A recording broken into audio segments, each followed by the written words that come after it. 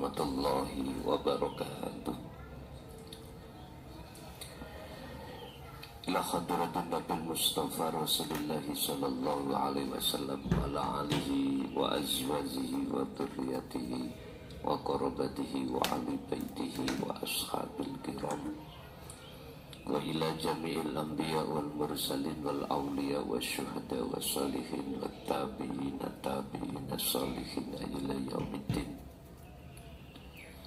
khususan jami'i masyayikhi ila muntahun wa ila abaina wa ummatina wa azdatina wa masyayikhina wa auladina wa azwajina wa dhurriyyatina wa ahli baitina wa jami'i man tabi'ana, khususan jami'il arwah fi adil majlis wa ghairahum syai'u lillahi lana wa lahumul fatihah. A'udhu billahi minasyaitanir rajim. Iyyaka na'budu wa iyyaka nasta'in.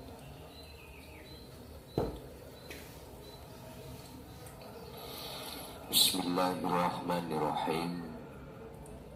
Alhamdulillahi rabbil alamin wa bihi nasta'inu ala umuri dunya waddin. Asyhadu an la ilaha illallah wa asyhadu anna Muhammadan abduhu wa rasuluh. Allahumma salli wa sallim wa barik alaihi wa ala alihi wa ashabihi ajma'in, amma ba'd. Hadratul muhtaramin, dumatan para alim, para ulama, sesepuh, bini sepuh, asatid wa asatidah, tokoh masyarakat, tokoh agama sewilayah Kabupaten Sleman, Provinsi DIY, DIY. Wabil khusus jamaah yang rawuh di majelis kulluhum ajma'in rahimahumullah. Puji syukur alhamdulillah kami panjatkan ing ngarsa dalem Allah Subhanahu wa taala, di mana kita pada kesempatan malam hari ini, walaupun sudah masuk di tahun 2025, walaupun sudah kami kurangi jadwal ngaji, tapi tetap di Jogja tetap ada 1 bulan 1 kali dalam rangka pengajaran atau ngaji bareng, atau kita berdiskusi khusus babakan ilmu hati atau ilmu tauhid. Sebab mohon maaf, masa ilmu syariah dan ilmu thariqah itu sudah kelewat jenengan kali kula.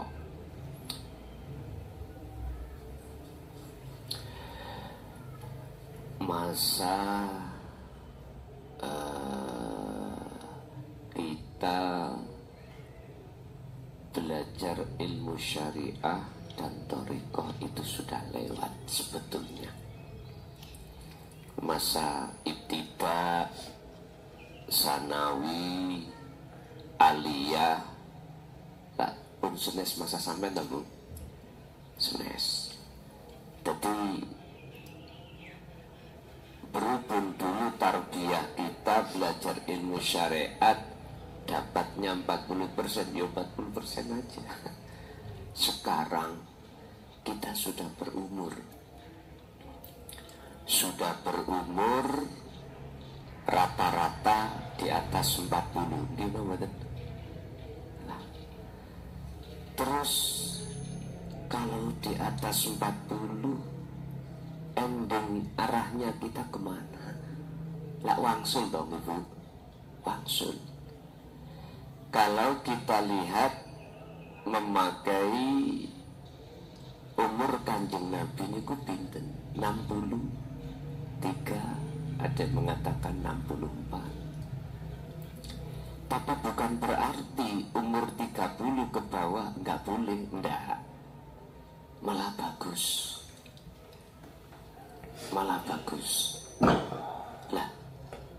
menungso niki kan ada dua unsur, jasmani dan rohani. Kita dididik Allah lewat para rasul, jasmani lewat syariatnya masing-masing. Syariat Nabi Muhammad gak sama dengan syariat Nabi Isa dan seterusnya, gak sama. Tapi yang diajarkan rohaniyah kita nomor 2, di samping jasmani, rohani.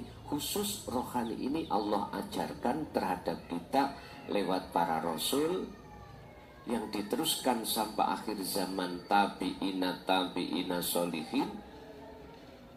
Itu tentang tauhid. Apa sih tauhid? Untuk supaya hati ini mengesahkan Allah. Allah kan nama. Mengesahkan Allah di dalam agama Islam yang disebut tauhid. Qul huwallahu ahad.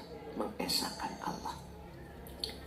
Sebab siapapun kita, apabila hati belum kedidik dengan dinut tauhid, mohon maaf, pasti iman kita masih menduakan Allah dengan yang lain. Dalam konteks apapun, contoh, ini contoh. Hati kita belum mengesahkan Allah, itu mesti ada iman di mana hati ini mengimani makhluk yang berperan. Contoh, jenengan niki Mas Tani sing ngaji sinten?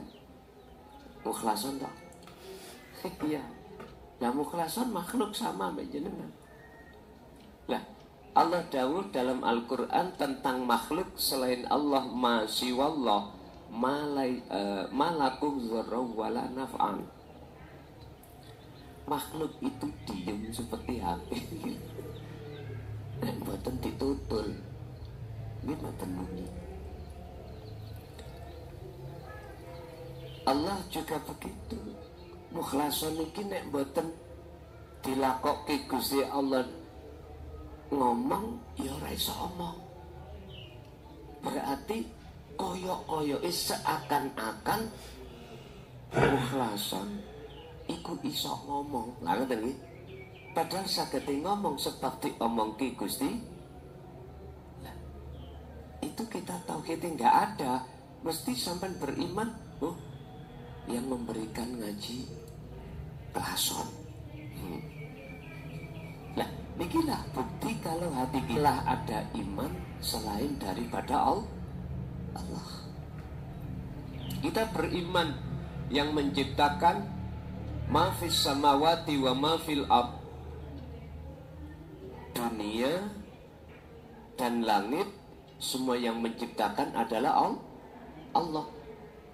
Wa ma ta'malun, dan kita belum beriman kalau yang menggerakkan seluruh makhluk itu adalah Allah. Itu kalau hati kita belum ada tauhid.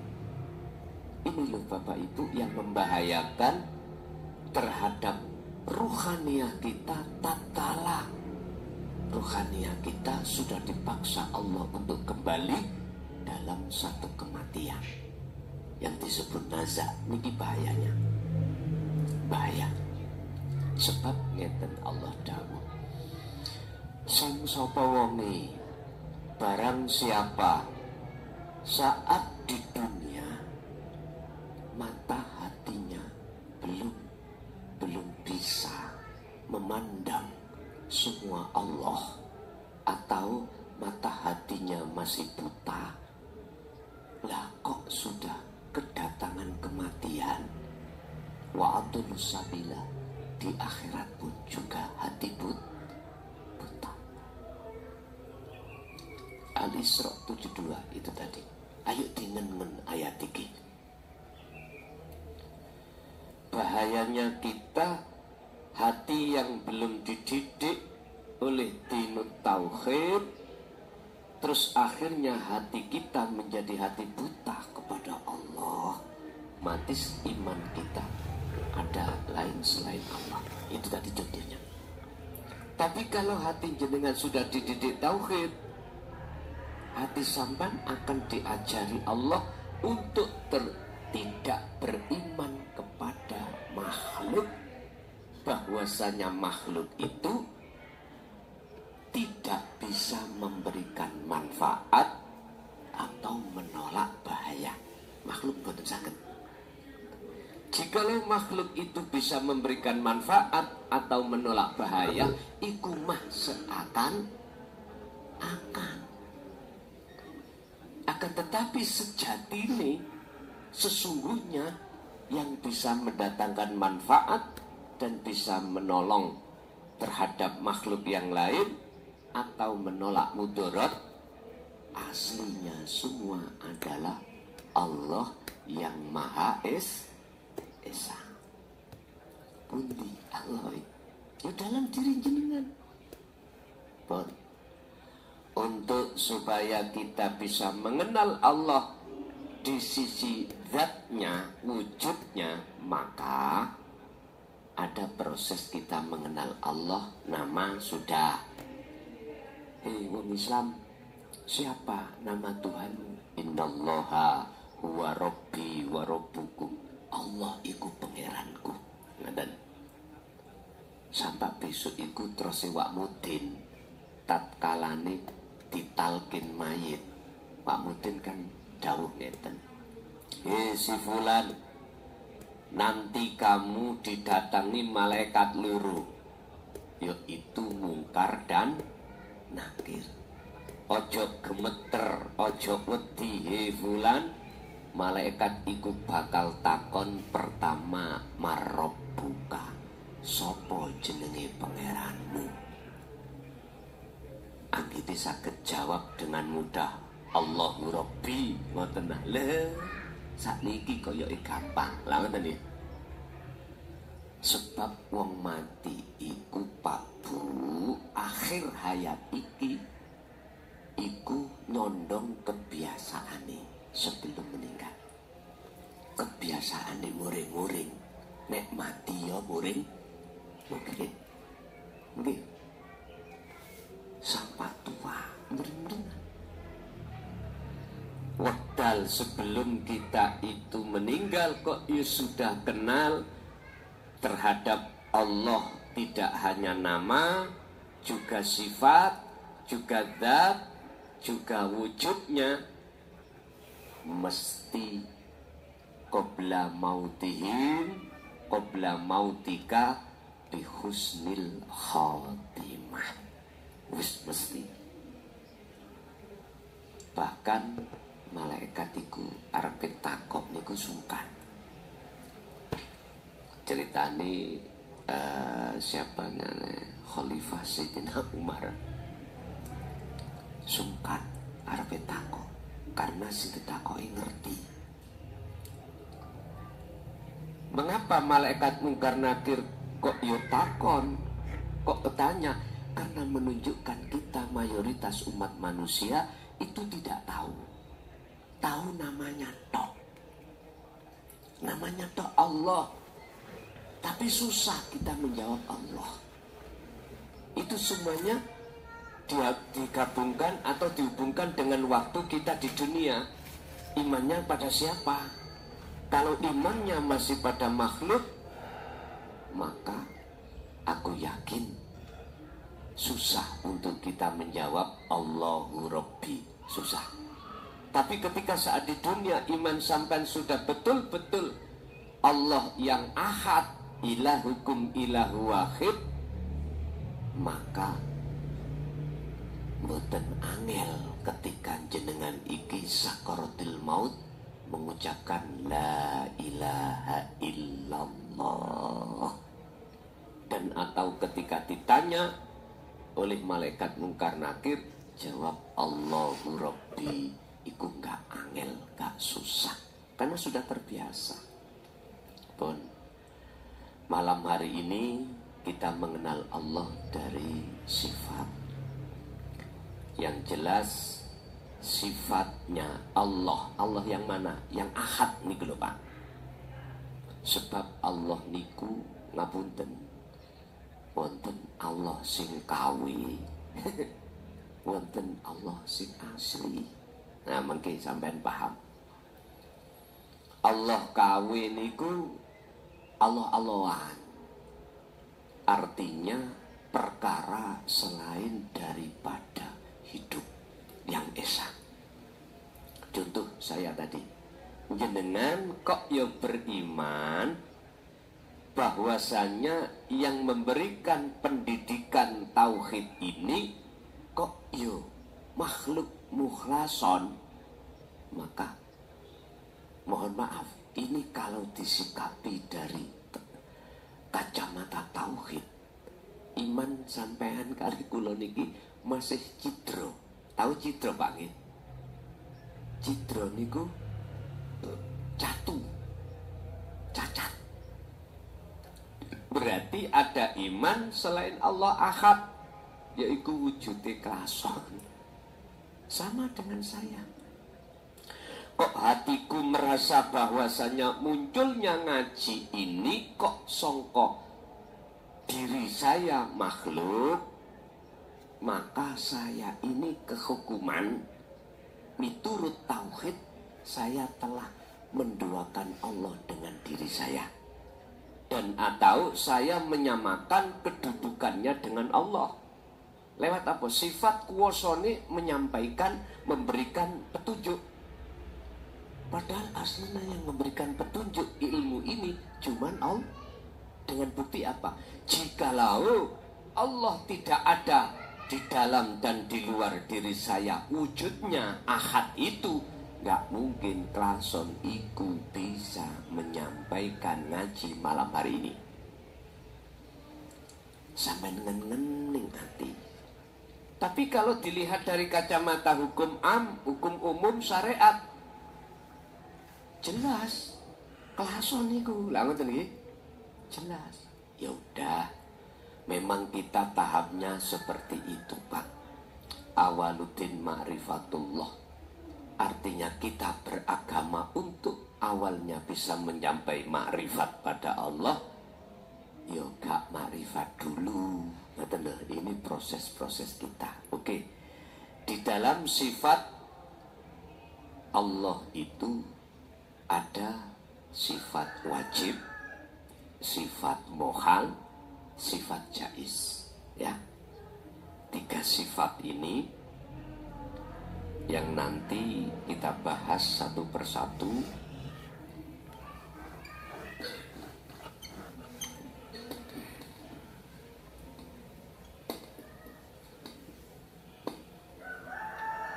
Pertama adalah sifat wajib. Sifat wajib di sini terbagi menjadi 4, Pak Bu. Pertama adalah nafsiyah. Kedua adalah salbiyah. Salbiyah. Ketiga adalah ma'ani. Keempat adalah maknawiyah.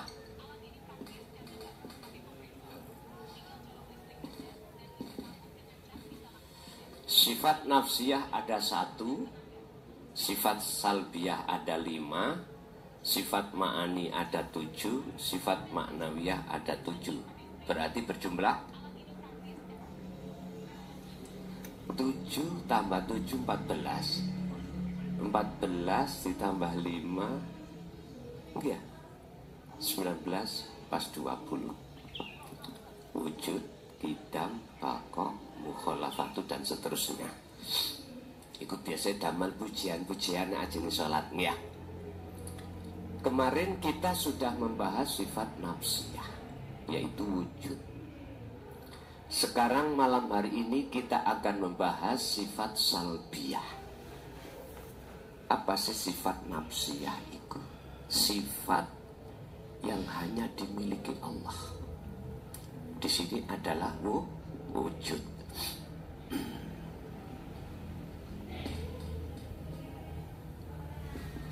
Nafsiyah, salbiyah. Di sini ada 5. Kayak orang kuliah ya. Lalu jadi kuliah ini. Mikuliu ya. Kalau di sini kuliah ning UNER UMPTN tahun 89 niku mboten kerasan. Nggih, mboten kerasan. Jurusane niku jurusane kedokteran.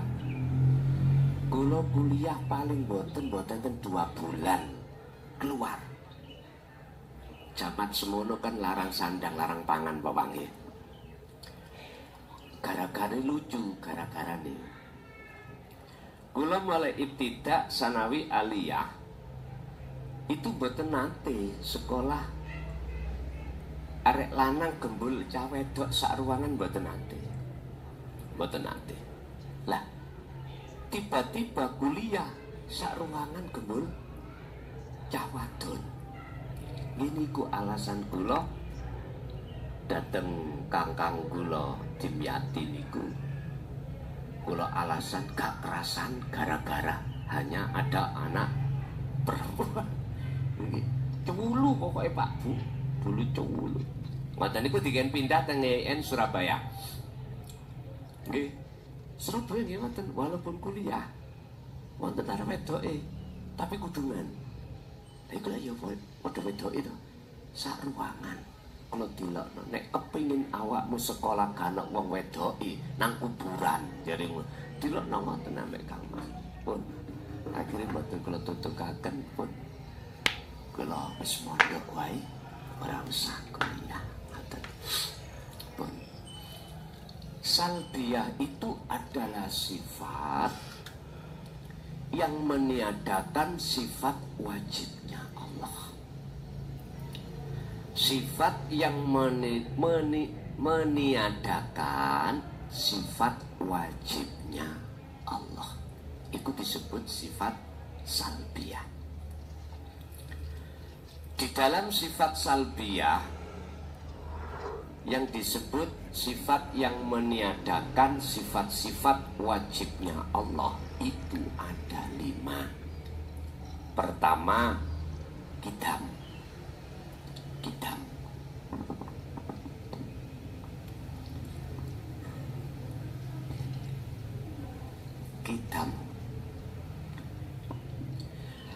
Arti secara lugot qidam itu adalah terdahulu.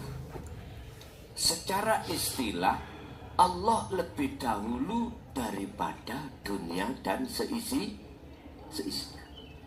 Lebih dahulu yang menciptakan daripada yang diciptakan. Pun masuk logis nggih? Oke. Sekarang jenengan tak lebokno sing gak logis. Saged menerima apa ndak? Walaupun kita makhluk Allah yang menciptakan, terus sesungguhnya wujud jenengan itu mung seakan-akan alias tidak wujud. Berontak ngoten. Tadi logis. Allah iku sifat qidam, artinya adalah terdahulu. Lebih dahulu Allah daripada alam semesta ini. Karena alam semesta baik yang ada di langit maupun di bumi yang menciptakan adalah Allah. Allah iku yang wujud. Jenengan ini asalnya tidak wujud. Olehnya wujud, kita ini sebab diwujudkan yang wujud. Masuk akal nggih? Oke. Sekarang sampean tak tarik nang zona asli sampean. Asli sampean kali kula sebagai makhluk asalnya kan tidak wujud. Apa prayogi? Apa prayogi bahasa Indonesia? Apakah pantas kita merampas sifat wujudnya Allah dengan bentuk kita merasa wujud. Niki nek sampean jawab secara akal mboten mampu. Sampean jawab di hati melalui iman. Kalau wujud itu sebagai sifat wajib Allah, maka selain Allah tidak boleh mempunyai sifat wujud. Berarti wujud jenengan kali kula makhluk itu seakan-akan wujud. Tapi aslinya wujudnya siapa? Ngaji tauhid itu ngaji bingung ini. Betul apa? Santai mawon. Santai. Makanya di dalam surat Al-Baqarah ayat 256 Allah berkata la ikraha fiddin. Ngaji iki enggak ada paksaan. Enggak boleh dipaksa. Ngaji ini karena kesadaran kalau kita itu sisa umur tinggal berapa. Kalau jenengan tidak lekas mengenal Allah, enggak ada yang bisa menolong. Wa ma lahum min nasirin. Di situ nanti Pak, ketika kita meninggal, roh kembali kepada Allah, nggak ada yang menolong kecuali pertolongan itu datangnya dari Allah. Allah tidak akan pernah menolong sumalatun sorun manakala ketika saat di dunia kita belum mengenal Allah. Dalam dunia mahasiswa baik S1 maupun S2 atau S3 harus ada pertanyaan gini. Siapa sih sebetulnya Allah itu? Terus mana sih Allah itu? Padahal Allah sudah menjelaskan. Muhammad, jikalau hambaku bertanya, wa idza sa'alaka ibadi anni fa inni qaribun.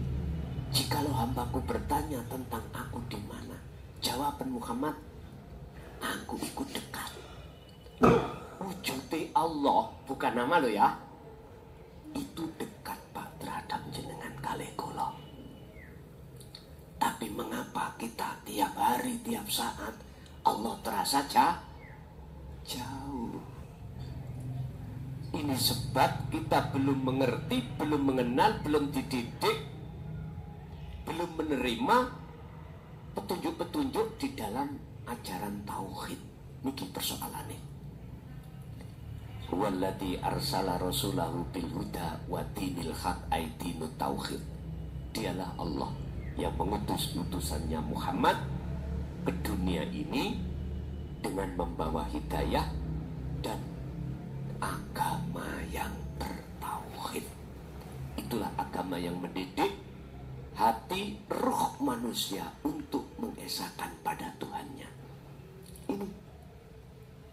Tapi fakta di lapangan bagaimana? Liudhirohu ala dini kulli walau karihal musyrikun. Banyak yang menolak. Tapi Rasulullah tetap sampaikan, walaupun aku dibenci oleh seluruh umat manusia, dengan adanya saya menyampaikan tauhid ini, maka tetap saya sampaikan. Itu Rasulullah. Saya tiru sekarang. Jikalau Sakyukjo iku benci saya, gak mau menerima tentang tauhid, tetap tak sampai no. Sekalipun sing hadir wong telu, tetap aja no. Mohon maaf lho Pak ya.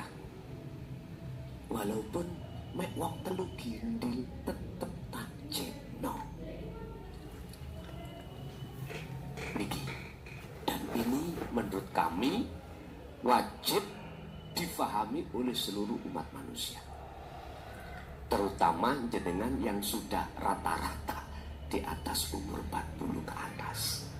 Wis wayahe karena kita sudah bau lemah, alias kita sudah mendekati kematian. Umpama kita 40, sudah 40 tahun, Kanjeng Nabi 63, katakanlah 40 ke 63 berarti tinggal berapa?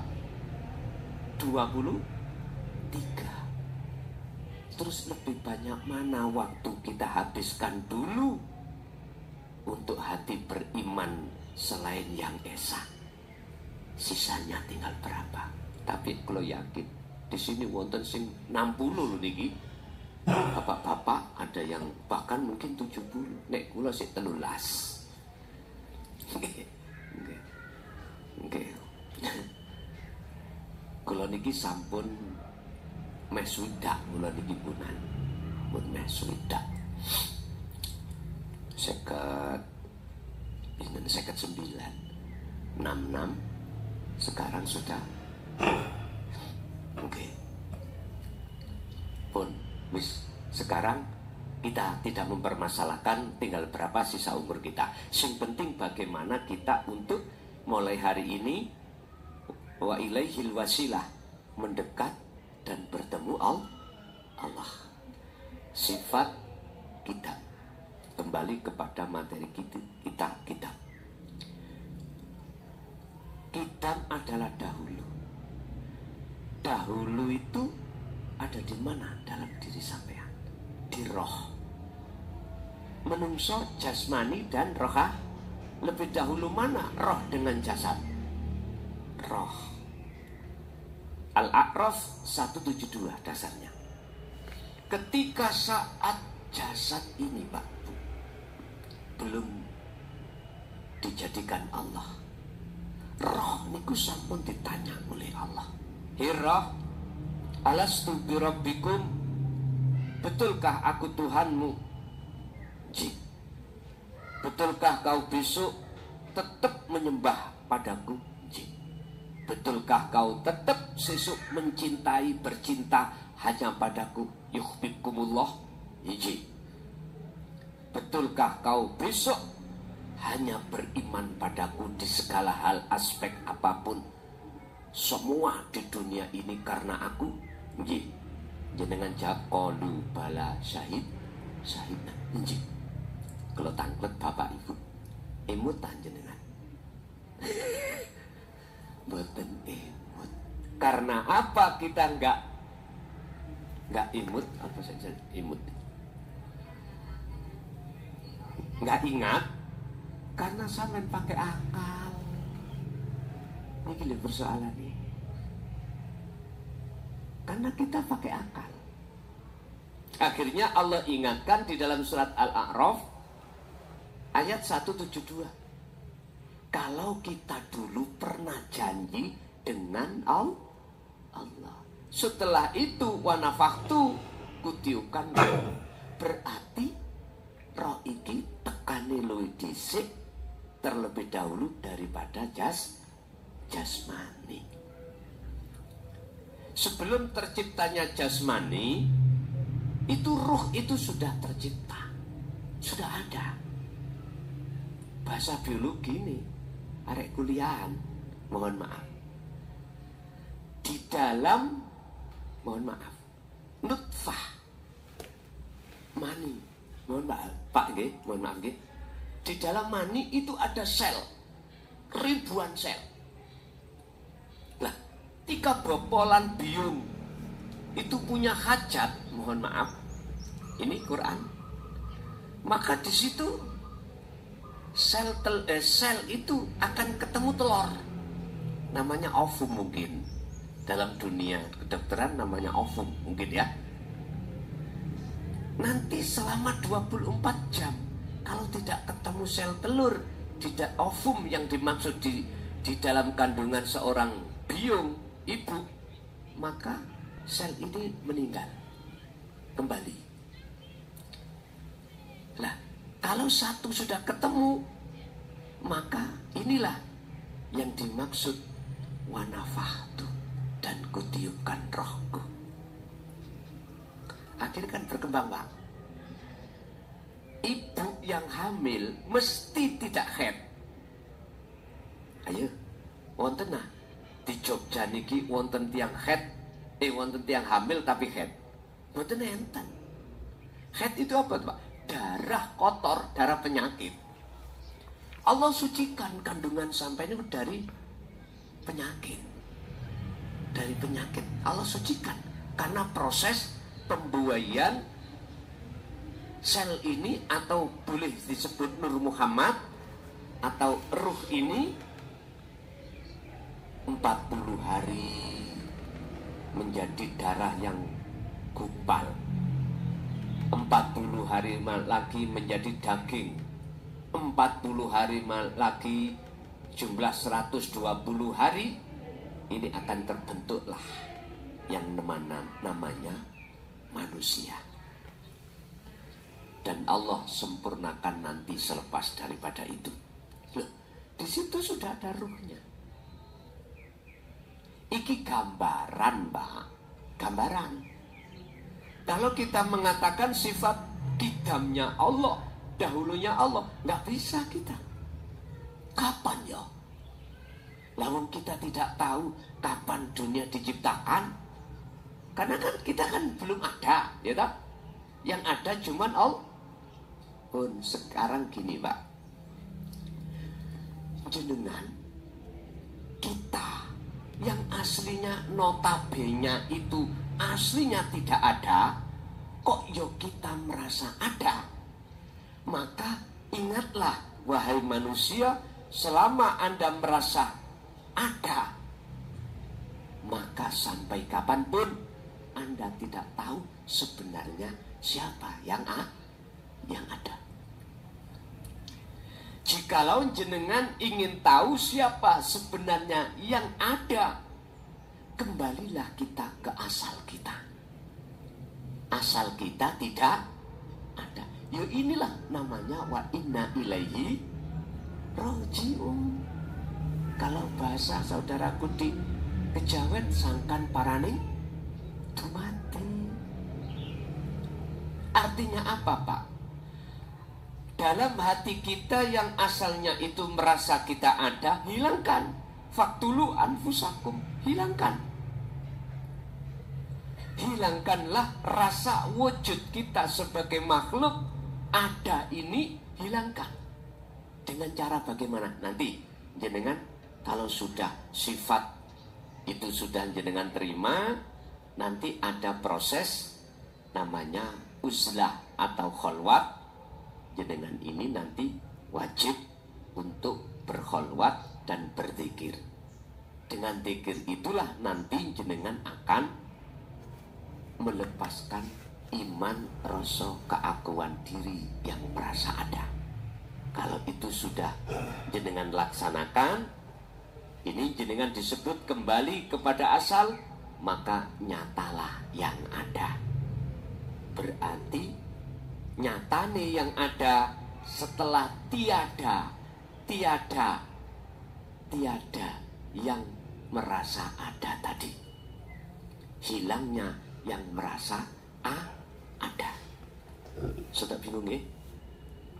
Dan kasusui pun tamu-tamu ngaji niki jemboten tambah bingung. Bon, kembali kepada sifat kita dahulu. Letaknya dahulu itu pada roh, bukan pada jasad.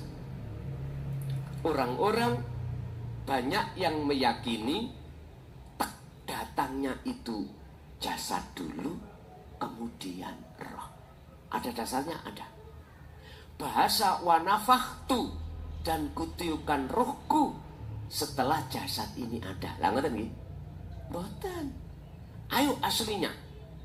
Aslinya ini ketika ovum itu gak dikasih sel telur. Sel telur itu sel iki wau namanya ruh. Ada yang mengatakan Nur Muhammad. Kalau tidak diletakkan di ovum, bisakah ovum itu bergerak sendiri?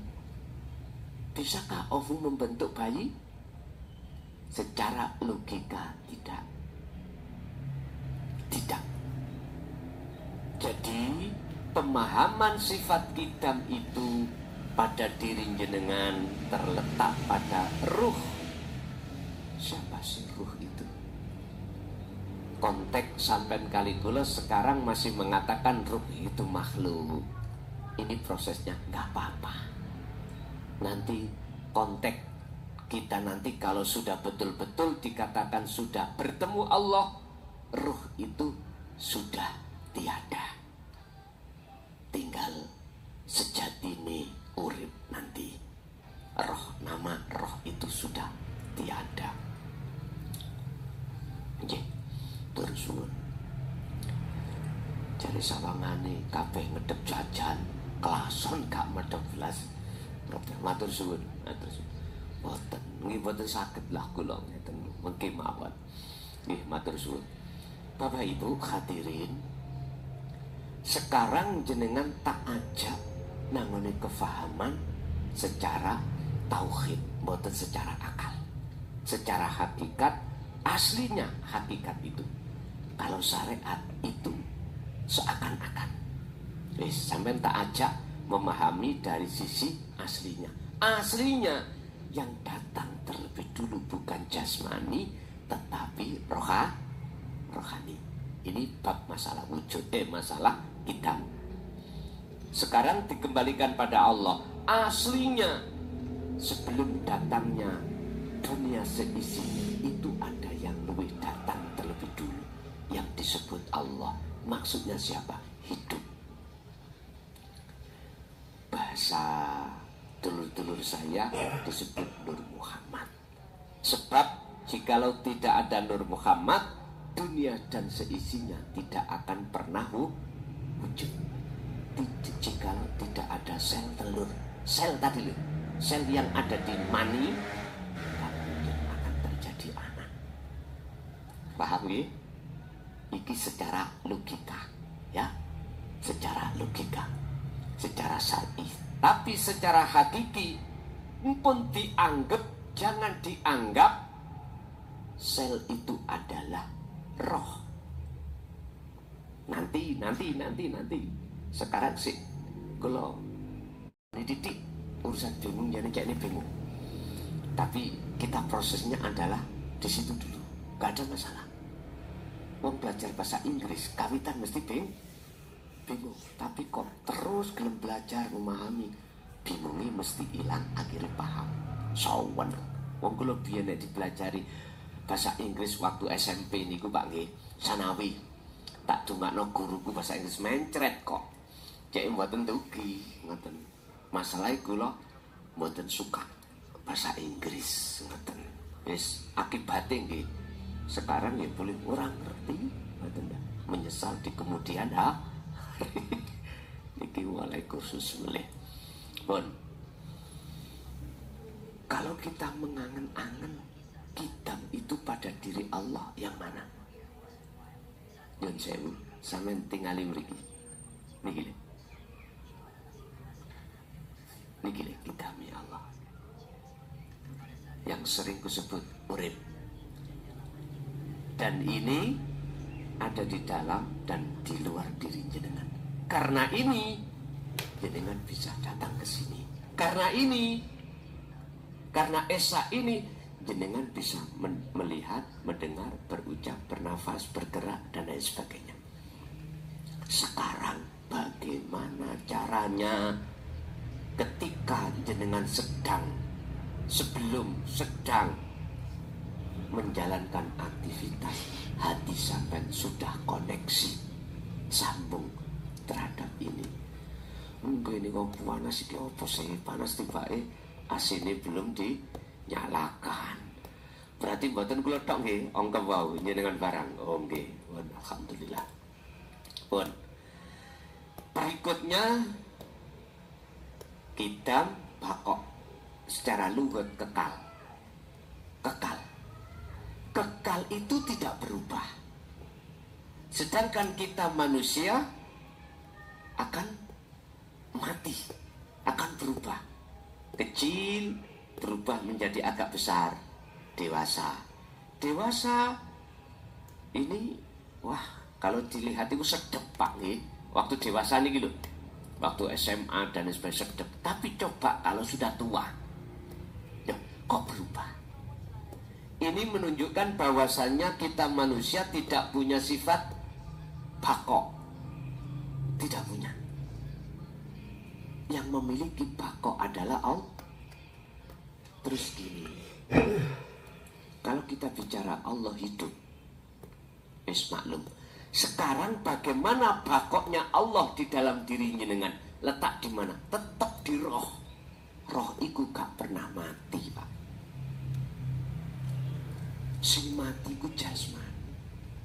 Roh iku yo gak berubah. Lah niku mati niku. Sing mati ku jasmani. Roh iku pindah ngalam. Habis ngalam kandung, terus pindah ke alam dunia. Setelah itu alam barzah. Setelah itu alam akhirat. Jasadnya yang rusak ini jasad. Saya dulu Pak Bu, nyun sewu, umur kira-kira ya 40 lah. Nggih, sehat pol. Getot karena ikut fitness, tahu fitness? Fitness tumpaane jaran, olahraga terus. Sekarang berjalan 1 kilo ya sudah. Loh, berubah toh? Berubah. Jenengan dulu nggih ngoten sami. Jenengan sak mangke, jangankan kita berjalan nguber putune wis gak iso. Mboten bisa loh.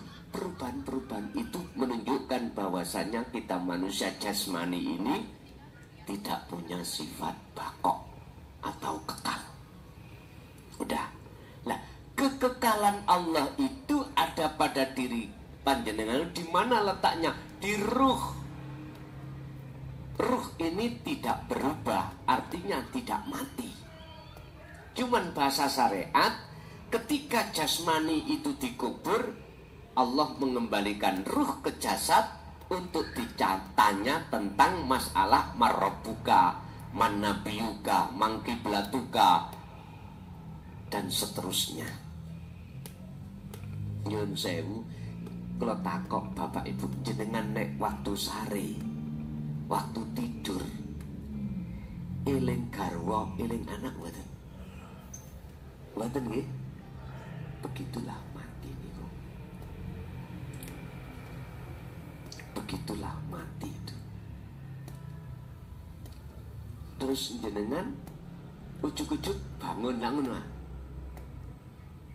Ujuk-ujuk bangun, akhirnya ketemu garwa, ketemu anak, ketemu wis macem-macem. Tapi nek mati ketemu apa? Bingung. Basa tani lho. Nanti kok pedang. Niki peteng dan padang itu tergantung waktu roh sampai ning dunya bagaimana. Sempit alam barzah atau jembar luas itu tergantung jenengan di dunia bagaimana. Jawabannya ada di surah Al-Baqarah ayat 257.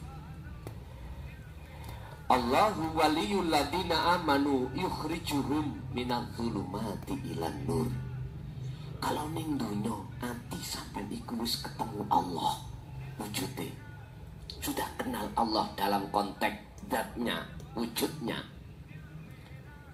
Jenengan iki roh itu sudah tidak di dunia. Roh sampean iki disebut oleh Allah di akhirat. Padahal jasadnya masih di dunia. Di dunia. Roh sampean sudah di akhirat. Nah, alam akhirat itu tidak terbatas. Nih alam dunia terbatas. Buktinya kita bikin rumah aja terbatas. Gitu. Bikin masjid terbatas. Kalau alam akhirat tak terbatas. Kalau boleh saya katakan, terasnya alam akhirat rumah jenengan itu lebih besar daripada luasnya saya seluruh Jawa. Loh ya apa toh? Jawa Tengah aja sampai berjalan nak capek toh ya.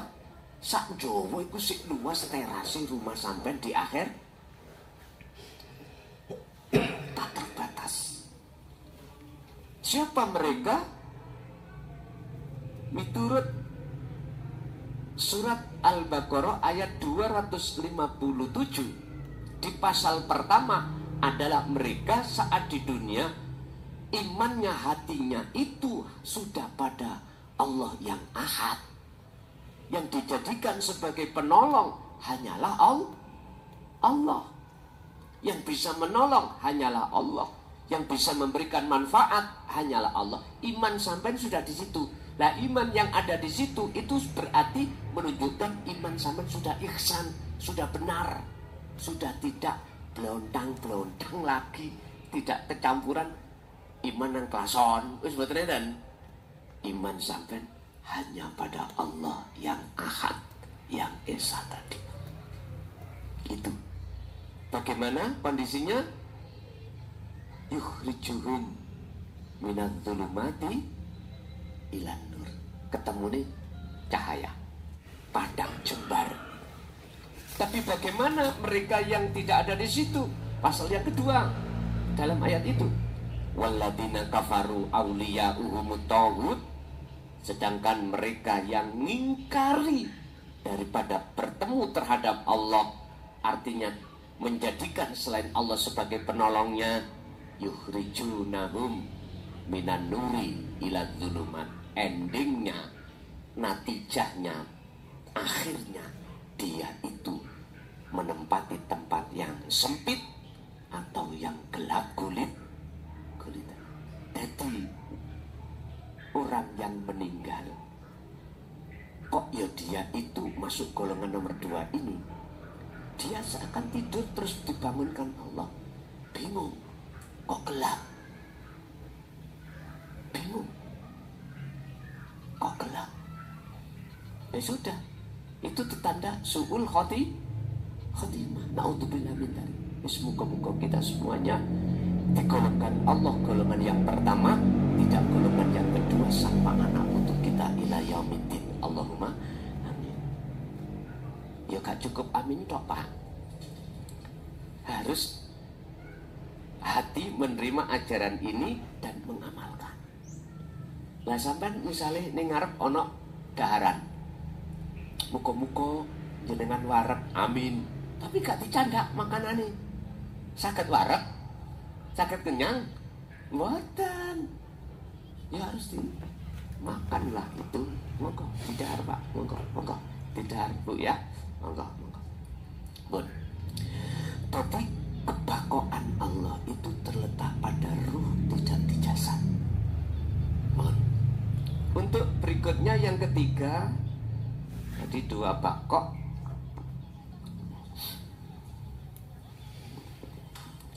Yang ketiga, mukhalafatu lil khawadisi.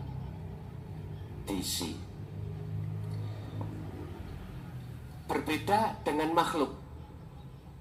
Mukhalafatu lil khawadis. Maksudnya berbeda dengan makhluk ini gimana? Gusti Allah itu tidak bisa diserupakan dengan sesuatu apapun. Apa mungkin yang membuat meja wujudnya sama dengan meja? Gak mungkin. Meja gak bisa bergerak. Yang mewujudkan meja bisa bergerak. Gak sama. Artinya apa Pak? Ngeten. Kalau jenengan sudah tidak mengakui gerak pada diri jenengan ikut gerak jenengan, maka jenengan akan tahu sebetulnya gerak yang ada pada diri jenengan itu geraknya Allah. Itulah yang dimaksud mukhalafatul lil khawadis. Cara untuk bisa mengetahui kalau ini geraknya Allah, pendengarannya Allah, penglihatannya Allah, kalamnya Allah, af'alnya Allah, jenengan harus meniadakan rasa iman gerak jenengan wau.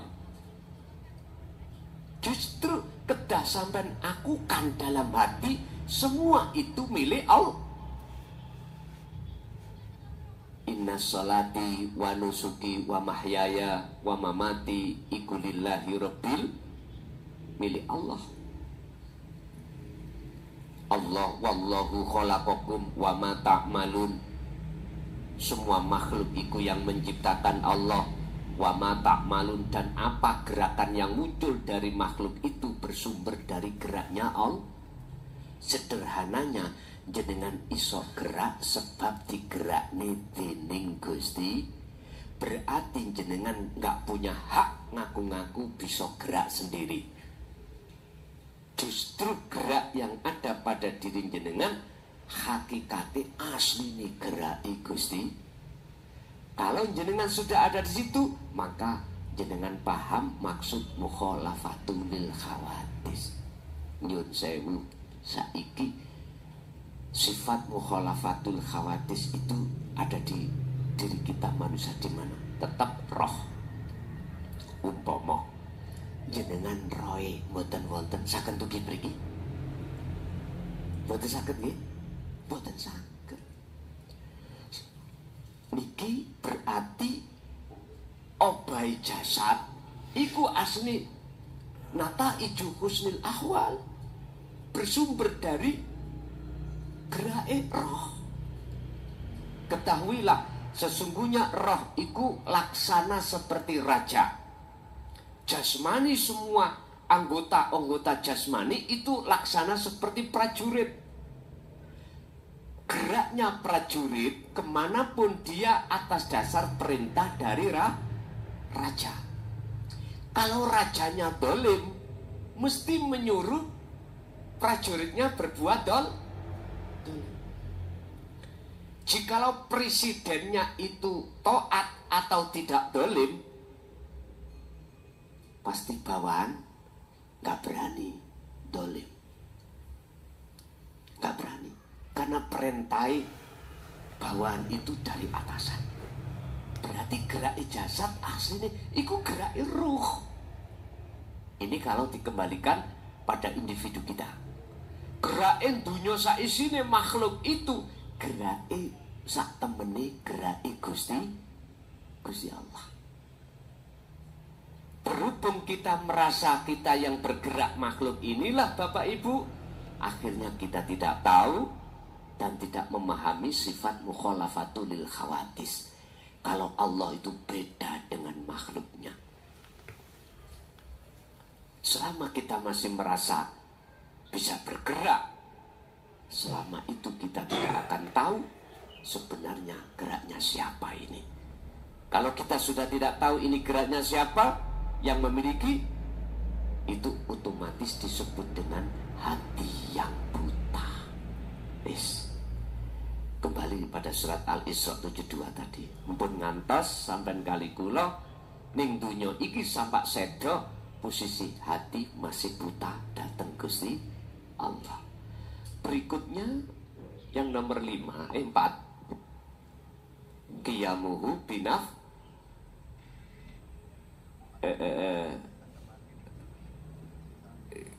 qiyamuhu binafsihi.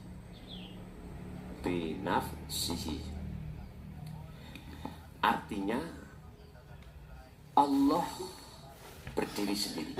Artinya enggak butuh bantuan dari siapapun dan dari manapun dalam mengatasi proses duniawiyah ini, Pak Bu. Dalam rangka ngobah nondunya saisinya, itu Gusti Allah enggak butuh bantuan. Artinya yang menguasai, yang menggerakkan seluruh alam makhluk baik di langit maupun di bumi cuman Allah. Mana hidup itu, Pak? Hidup itu, hidup yang ada pada diri jenengan kali kulalah, itulah sejati wujudi Allah.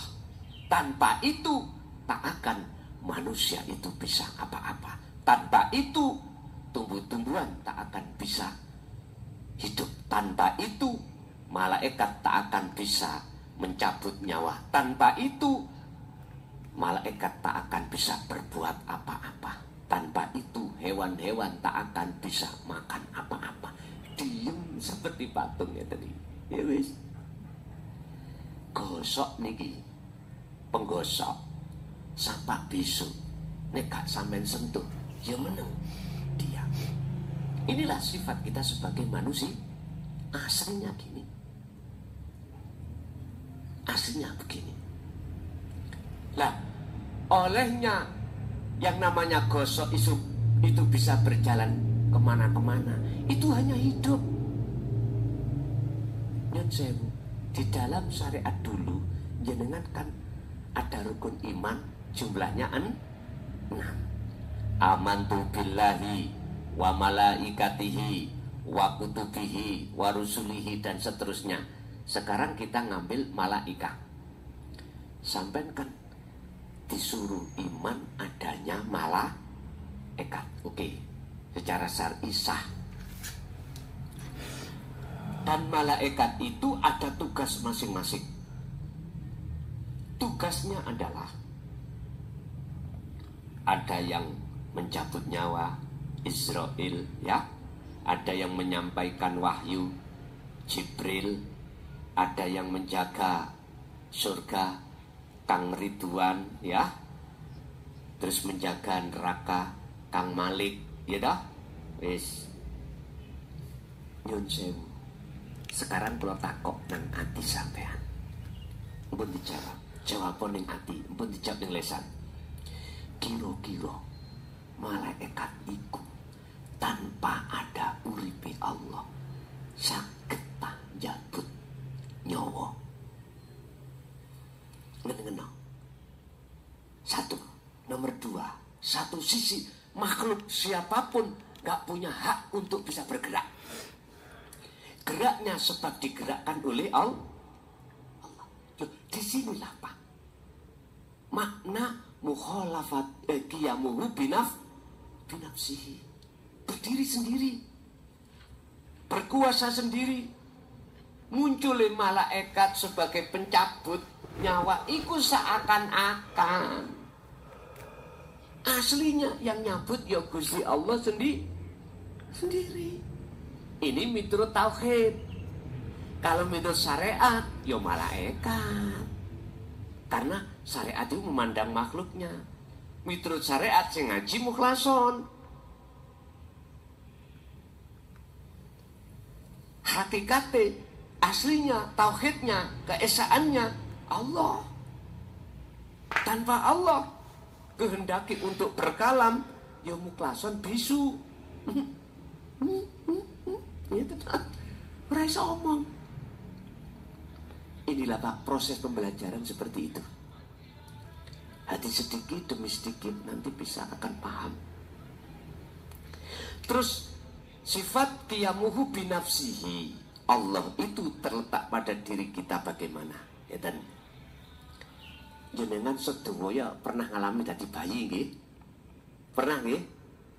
Sinten teng mriki lahir langsung jenggoten langsung ngadeg lah mboten nggih? Ada proses Pak Bu. Jenengan melumah tok. Terus miring, tengkurap, terus sampai lenggah berangkang, terus berdiri sendiri. Qiyamuhu berdiri sendiri. Artinya nek wis wayahe ngadeg yo iso ngadeg dhewe. Makna secara lugat itu di situ.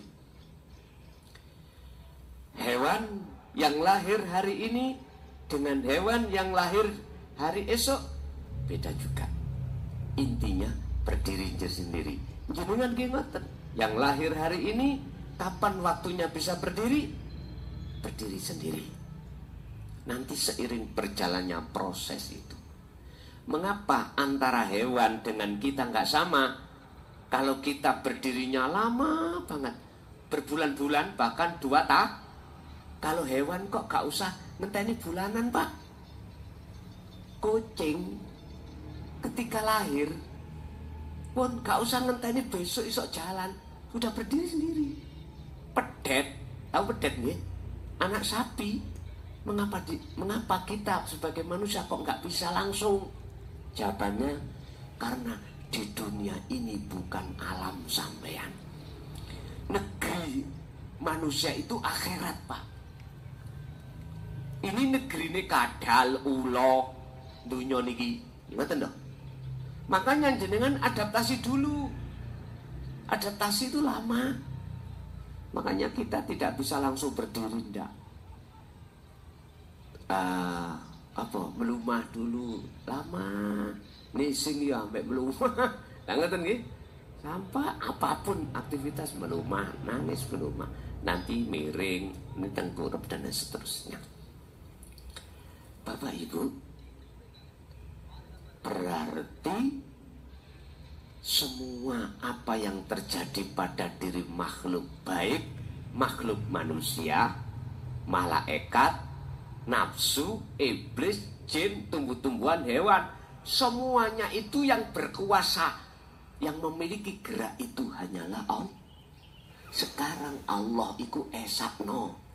Artinya janganlah jenengan perbedakan hidup apa yang ada pada diri saya, makhluk, manusia, dengan yang lainnya. Jangan dibedakan. Caranya bagaimana? Nanti jenengan nek terus menerus dikir kholwat, itu masuk pada pengertian dan pembuktian ngalam di situ. Ustah penak nanti jenengan. Yes gak gampang muring-muring. Bapak ya gak gampang marah-marah ketika saat menemui persoalan yang gak cocok.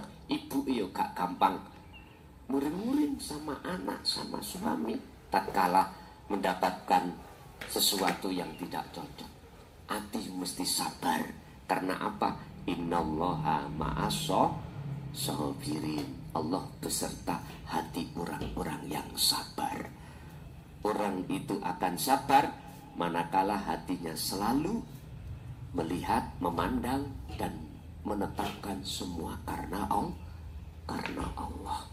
Terakhir, yang nomor 5, wahdaniyah. Qiyamuhu binafsihi wahdaniyah. Wahdaniyah. Apa pengertian wahdaniyah? Itu adalah makna sawiji, keesaan Allah dalam hal apapun. Dalam hal ngaji acara ini, di dalam acara ini macam-macam. Ada yang, mohon maaf ya, ada yang makan, ada yang merokok, ada yang minum, ada yang macam-macam. Apa aktivitas di dalam pengajian ini? Semua itu makna wahdaniyah, makna tunggal. Artinya tunggal, mohon maaf, keesaan Allah dalam hal penguasaan. Artinya semua ini sing nglakokke mung Gusti. Semua ini perilaku Allah. Itulah makna wahdaniyah ada di situ, makna sawiji. Apa yang diucapkan hewan? Hewan kan ucapannya macam-macam. Nek kambing yo mbek, lah ngoten nggih.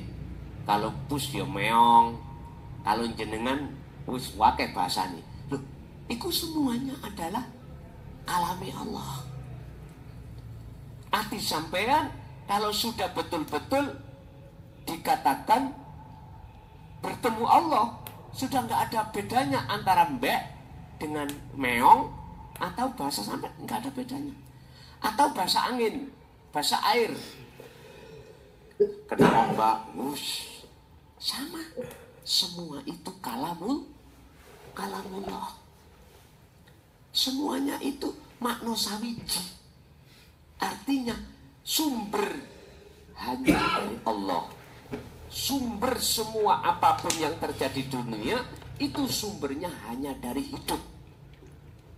Itulah wujudnya Allah. Sekarang yang penting bagaimana carane sampean iku ketika ngadepi persoalan apapun, ati sampean iku estu betul-betul mengimani sumber semuanya itu dari Allah. Nggak mudah loh Pak Bro, nggak mudah. Lebih-lebih perkara sing nggak enak. Misalnya anak waktunya belajar, nyekel HP dikandani, "Nduk, iki waktune sekolah. Kurang 3 menit, Nduk, ndang mangkato." Ngoten niku mboten ngreken. Anak zaman sekarang kan ngoten Pak Bu ya. Wis gak ngreken. Kalau sudah dipukul baru berangkat. Sampai mengatikan medongkol. Nunjem. Tuturane kok angel. Lah ngoten nggih? Lah. Ayo belajar. Mulai hari ini hati ini ingat, sesungguhnya semua itu datangnya dari Allah. Nah, didatangkan kita sebagai fitnah, ujian. I'lamu annama amwalukum wa auladukum fitnah. Fitnah itu artinya ujian. Jenengan diuji. Dalam ujian itu mengandung pengertian, hei, ibu pak iku mang kata Allah. Eling nang aku pun ndak. Eling itu apa? Gerak semua yang terjadi di situ dari saya pun ndak. Apakah dia beriman gerak itu dari anak makhluk ataukah dari aku? Nyun sewu Pak, bukan persoalane kalau sudah iman kita semua dari Allah, terus ketika saat anak kita itu tidak sesuai dengan hukum, tidak kita ingatkan, dah, tetap kita ingatkan. Itu pendidikan syariat terhadap anak kita, supaya besok dia kalau sudah dewasa mengenal hakikat, dia itu bisa terjaga. Ini kalau maksudnya ada di situ. Jadi kesimpulannya dari 5 sifat yang masuk di dalam sifat salbiyah itu adalah tetap ada di ruhaniyah. Ya. Bentuknya kitab yoning ruhaniyah kekal, lebih dahulu daripada jasmani, terus lagi bakok kekal, itu ada di ruhani. Jasmani tidak kekal, mukhalafatul khawatis, beda ruh dengan jasmani. Itu maksudnya mukhalafatul khawatis gak sama. Kalau jasmani mesti hancur, kalau rohani tidak. Qiyamuhu binafsihi, artinya apa gerak yang ada pada diri jasmani, apa gerak mata melihat, gerak telinga mendengar, semua itu geraknya roh. Sebab jikalau roh itu tidak ada, ya jasmani tidak mungkin ada. Terakhir adalah wahdaniyah, makna sawiji. Artinya apa yang dilakukan jasmani seluruhnya itu perilakunya roh. Apa yang dilakukan makhluk sak dunya kabeh ini semua itu perilakunya Gusti. Itulah makna sawiji.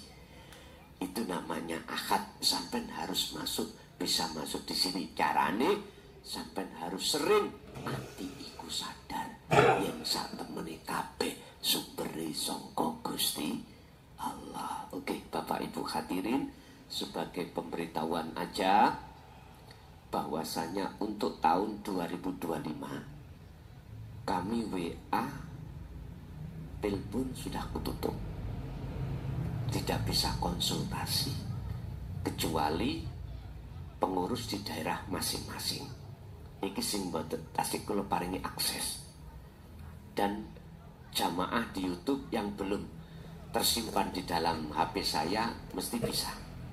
Yang muncul nomor, bukan muncul nama, ya tak? Itu masih bisa. Lah jenengan yang sudah muncul nomor nama di HP saya, mboten kula gubris. Ngertos mboten kula gubris? Mboten kula ladeni. Sampai batas yang sudah kami tentukan, sebab tahun 2025 niki saya ada tugas dari Allah untuk menulis kitab awal, kitab akhir, dan kitab ini sebagai pedoman jenengan mengki. Bila mana internet atau Google Allah hancurkan, kalau ada kitab ini saged dipelajari anak putu. Ngoten mungkin. Lah, tolong kula sampean paringi kesempatan untuk menulis kitab ini sampai selesai. Memakai bahasa Quran dan juga bahasa Indonesia. Jadi bahasanya dua, bahasa Quran atau Arab dengan bahasa Indonesia. Sampean gak usah takut sing gak iso maca Quran. Karena ada bahasa Indonesianya langsung di situ. Pena. Lah bahasa Quran nih sampai nanti merujuk. Oh, ini dasarnya teko surat ini, ayat ini. Lah, nanti bisa dilihat. Dan lagi untuk beat, mohon maaf, di Jogja kan bulan kemarin jadi saya masuk di dalam tahun 2025 ini. Kami terakhir beat itu tanggal 21 Desember kemarin. Jikalau yang ingin mengikuti beat kok belum beat, saya kasih link ya, saya punya linknya untuk bisa mengikuti di link itu nanti. Lah nanti bisa jenengan beat jam 12 malam di situ lewat link yang kami berikan. Sampai kapan ini? Sampai habis, sampai selesai saya menulis 2 kitab ini nanti.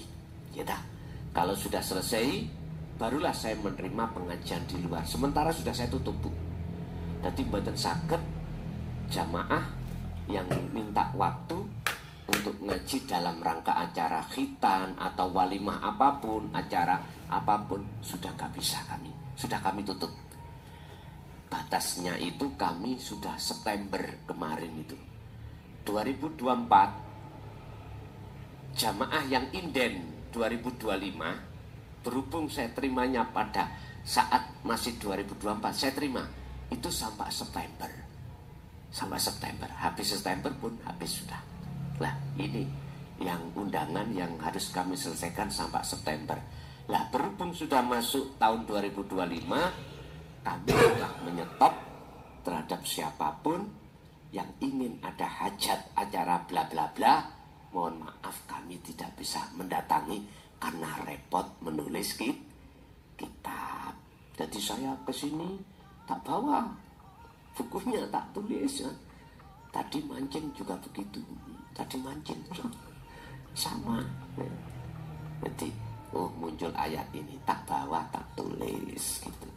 Bapak Ibu hadirin jamaah rahimakumullah, itulah sifat salbiyah yang ada 5 itu khusus milik Allah. Kalau dalam diri kita khusus milik roh, kan jasmaniyah bukan dohiriyah. Lah ini Bapak Ibu sebagai pengenalan kita pada hidup Allah yang ahad itu di situ. Untuk berikutnya barangkali ada yang perlu ditanyakan, monggo. Karena waktu kami terbatas. Kami walaupun membatasi jamaah yang lain, tidak boleh mengundang. Sing rutinan Jogja tetap 1 bulan ketemu 1 kali. Untuk bulan depan jatuh tanggal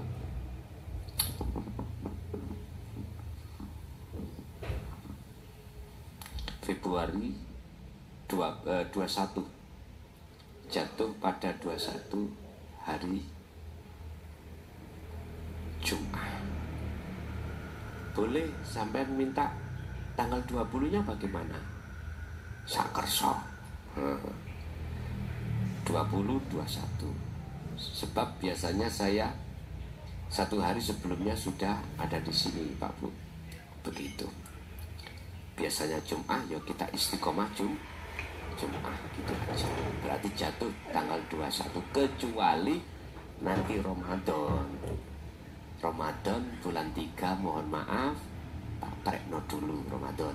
Karena saya fokus ngaji di pondok di Pilar. Kecuali besok kalau pondoknya di sini sudah berdiri ya itu melih mungkin. Semua karena Allah. Namanya pondok kan bisa 1 kamar lah pondoknya satu kamar. Oke, masuk pada sesi tanya jawab. Mungkin Ibu Disik Rubiyin, Ibu dulu barangkali ada yang tanya, kami persilahkan. kalau ibu dulu. Kalau ibu belum ada, mungkin kita wonten. Monggo. Monggo. Belum.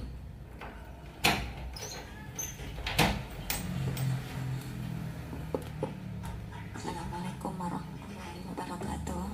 Waalaikumsalam warahmatullahi wabarakatuh. Apa? Pada waktu saya kholwat itu kan pada bulan Iya. itu Gus, itu kok merasa saya tuh tubuh saya di dalam Agak didekatkan, Bu. tubuh saya tuh di dalamnya kayak ada makhluk gitu Gus. Betul. Terus Apakah makhluknya itu mengganggu atau enggak? enggak, cuman saya merasa kayak melihat gitu. Iya.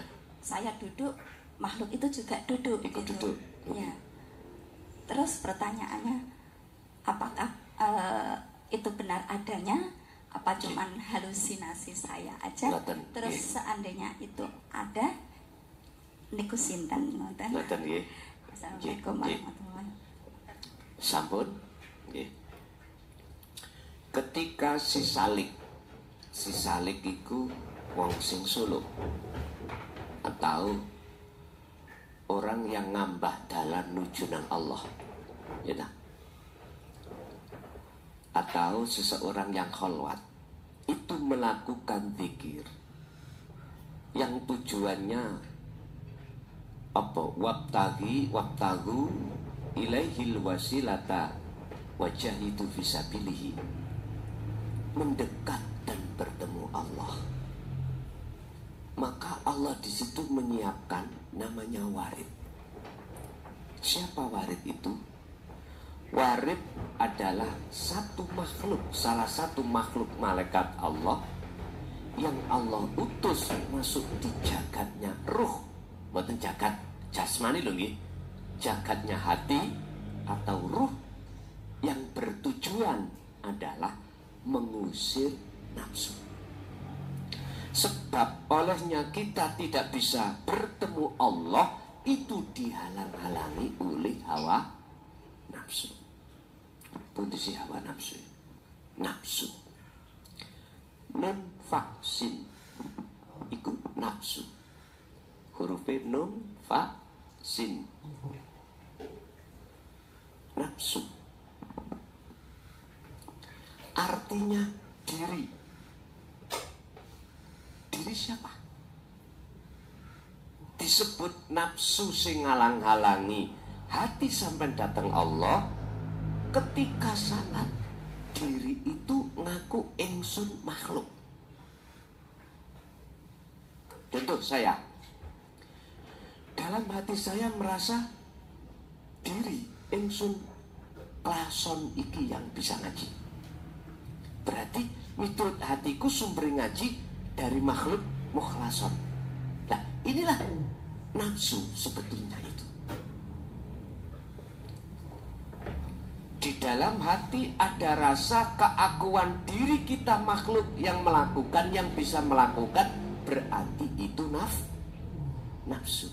Nafsu yang menghalangi. Ini nanti ada pendidikan bab masalah tauhid takholi. Apa takholi? Merasa kita aja makhluk yang bisa melakukan ini itu, yang bisa melakukan ini itu. Dalam hati merasa kok mengimani kalau kita yang bisa melakukan. Ya inilah namanya nafsu. Lah, ketika jenengan sudah diajari tauhid, dikenal no nafsuku yang mana yang menghalangi,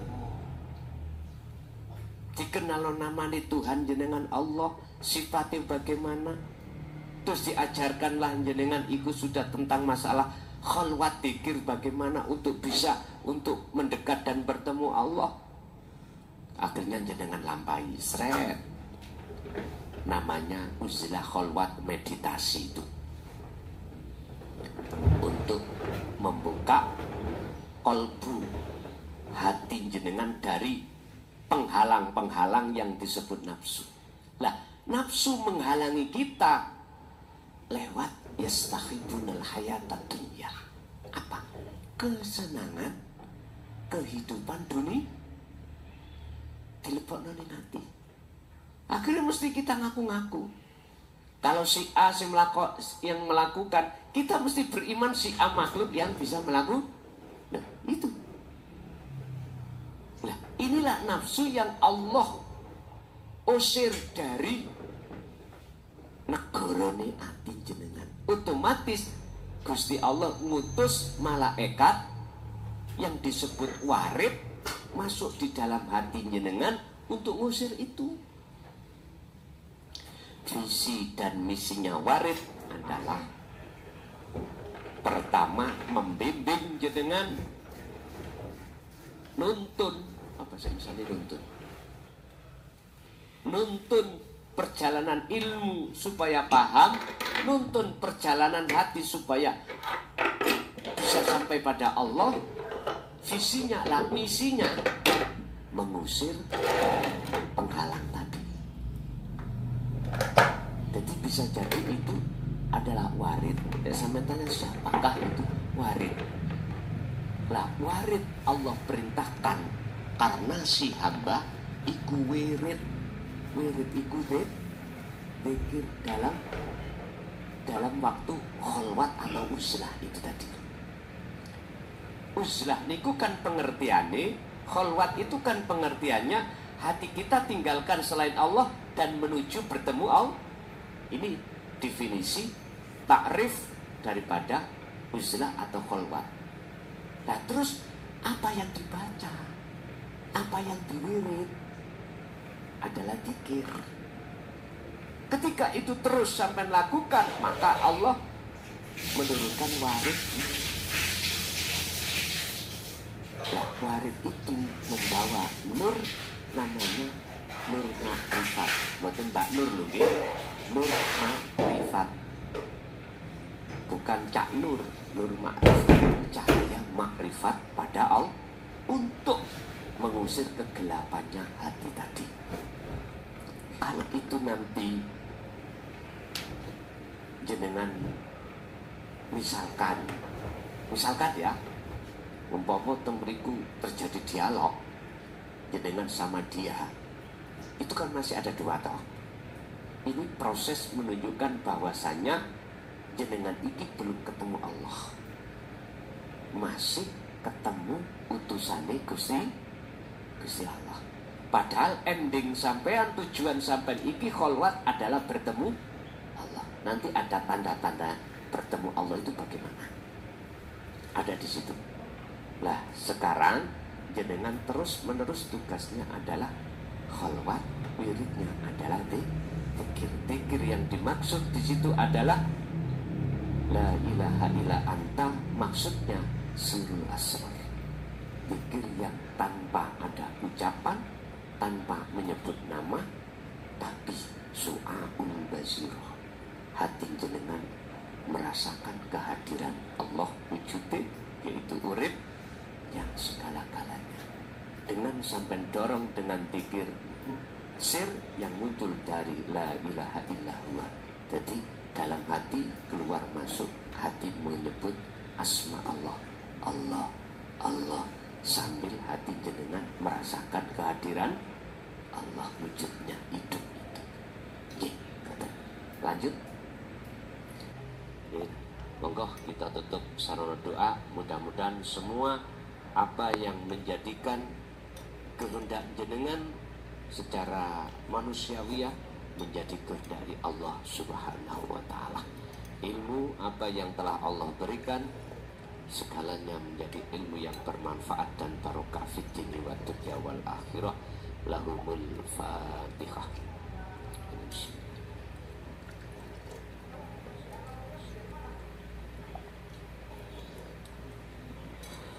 Allahumma shalli wa sallim ala sayyidina Muhammad. Alhamdulillahirabbil alamin. Allahumma ya Fattahu ya Alim, iftah lana bi futuhil arifin. Allahumma nawwir qulubana bi nuri hidayatika wa ma'rifatika fid dunya wa dunya wal akhirah. Wa sallallahu ala sayyidina Muhammad. Alhamdulillahirabbil alamin. Kurang lebihnya mohon maaf. akhirul kalam. Assalamualaikum warahmatullahi wabarakatuh.